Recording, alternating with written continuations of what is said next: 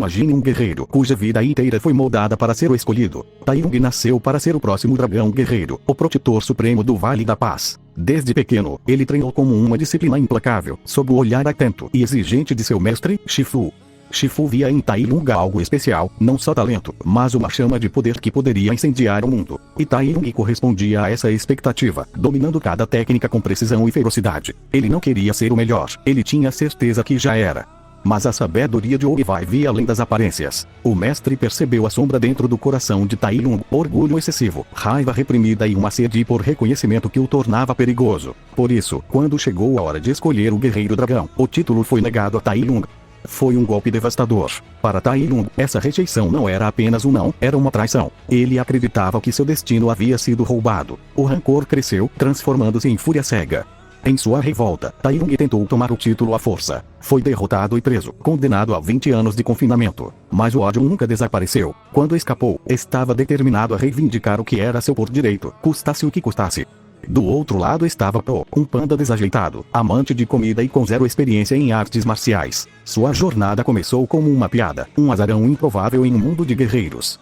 Mas Po tinha algo que Tai Lung não possuía: humildade e um coração aberto. Seu aprendizado foi cheio de tropeços, mas também de crescimento verdadeiro. Ele não era perfeito, mas era sincero.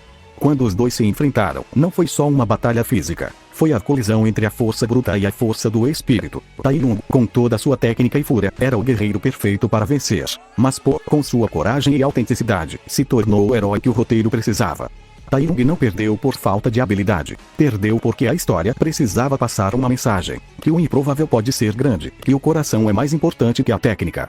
Ele foi o sacrifício dramático para que o público acreditasse no herói inesperado. No fundo, Tai Lung era o verdadeiro dragão guerreiro, mas o roteiro já havia decidido seu destino. Essa é a história de um guerreiro derrotado não em combate, mas pela narrativa que o criou. Breu. Imagine crescer nas sombras. Não por escolha, mas porque o mundo simplesmente parou de acreditar em você. Esse é Breu, o bicho-papão monstro do armário. O medo em forma de homem. Ele não é apenas um vilão. Ele é o reflexo daquilo que todo mundo já sentiu na infância. Medo do escuro. Medo do abandono. Medo de ser esquecido. Enquanto os guardiões recebem adoração, cartas, desenhos, sorrisos, Breu recebe o silêncio, a descrença, o esquecimento. Mas ele nunca deixou de existir. Ele apenas esperou, observou, e então agiu. Breu entendeu algo que nem os guardiões percebiam: a fé é a verdadeira fonte de poder. Se as crianças acreditam, os guardiões existem. Mas se duvidam, tudo desmorona. Ele cria pesadelos, infecta os sonhos, enfraquece cada símbolo da infância. O coelho Berto começa a perder sua magia, a fada do dente, seus poderes. Até mesmo Papai Noel começa a sentir os efeitos da descrença.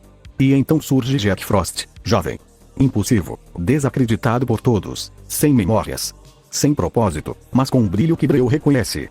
Breu tenta atrair Jet para seu lado, oferece o que ninguém mais ofereceu: atenção, reconhecimento, compreensão. Porque, no fundo, Breu enxerga em Jet aquilo que ele mesmo foi um dia: um ser poderoso, mas esquecido, um espírito que só quer ser lembrado. E durante muito tempo, ele vence, a escuridão se espalha, as crianças param de acreditar, os guardiões perdem poder. Breu não usou força bruta, ele venceu com psicologia, com estratégia, com paciência. Mas então, no ponto mais crítico, surge uma única criança que ainda acredita, uma centelha de fé, e com isso, o equilíbrio vira. Os guardiões voltam mais fortes, Jack descobre quem é, e Breu, finalmente, é derrotado, engolido pela própria escuridão. Mas pense bem, Breu tinha tudo sob controle, planejou cada passo, enfraqueceu cada inimigo, tinha um exército de pesadelos, estava sempre um passo à frente, e perdeu, por causa de uma única criança.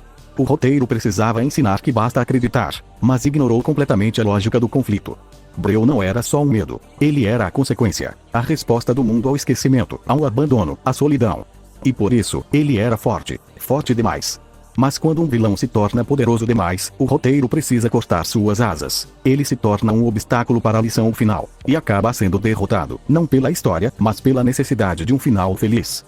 Breu não perdeu para Jack, nem para os guardiões. Ele perdeu para a esperança, ou melhor, perdeu porque a esperança precisava vencer, a qualquer custo. No fim, ele é apagado, mas a mensagem fica. Breu não era apenas uma sombra, ele era tudo o que o mundo finge que não existe, e por isso mesmo, era o mais real de todos. Síndrome. Imagine ser um garoto comum, cheio de sonhos e esperança. Você idolatra os super-heróis, especialmente o Senhor Incrível. Com uma mente brilhante, cria dispositivos incríveis, acredita que pode ajudar. Mas quando se aproxima do seu ídolo, recebe a rejeição. Não porque não seja talentoso, mas porque não tem superpoderes. Essa rejeição é profunda. Não é apenas um não. É uma negação do seu valor, da sua capacidade de ser especial. E essa ferida cresce dentro de você, se transformando em rancor, frustração, raiva. Você desaparece do olhar do mundo, mas não da sua própria ambição. Você volta como síndrome, um homem com recursos, inteligência em plano. Quer mostrar que qualquer um pode ser um herói, desde que tenha tecnologia. Seu objetivo vai além da vingança. Quer provar que o poder não é um dom exclusivo dos escolhidos. Que a genialidade humana e a tecnologia podem mudar tudo. E para isso, cria armaduras, robôs mortais, armas inovadoras. Seu plano é perfeito: liberar um robô destruidor para aterrorizar a cidade. Então aparecer como o salvador, o herói feito pela ciência e inteligência. Acredita que assim poderá controlar o futuro dos super-heróis. Mas os verdadeiros heróis, a família Parr, aparecem para impedir. Mesmo com dificuldades, eles enfrentam e vencem o robô. E o sonho de Síndrome começa a ruir. Ele tenta um último golpe: sequestrar o bebê Jack para criar seu próprio herói artificial, controlado por ele. Mas o bebê revela poderes imprevisíveis, destruindo o plano e deixando Síndrome derrotado. Síndrome não é um vilão clichê. Ele é uma crítica ao elitismo dos super-heróis, uma voz contra a exclusão. Ele representa a luta de quem não nasceu especial, mas quer ser reconhecido. Mas o roteiro precisava que ele perdesse. Mesmo com um plano brilhante, executado com maestria, ele foi derrotado não por força ou sorte, mas pela necessidade da narrativa. O vilão precisa perder.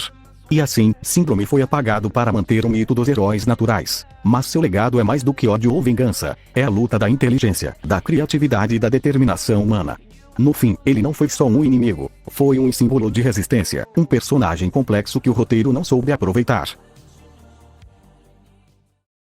O vídeo de hoje foi esse, rapaziada. Espero que vocês tenham gostado. Pra quem não conhece o meu canal, eu sou o Onedits, e esse é meu primeiro vídeo longo do canal. Deixe a sua opinião aí nos comentários. E se vocês querem a parte 2, e não se esqueça do like, que é muito importante, e a sua inscrição para mim continuar trazendo mais vídeos como esses para o canal. E é isso. Fiquem com Deus e até a próxima.